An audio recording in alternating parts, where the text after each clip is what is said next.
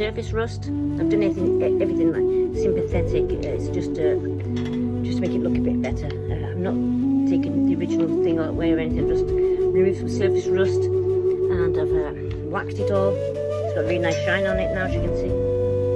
And yeah, that's it. And apparently it is a horse yoke, and it was used.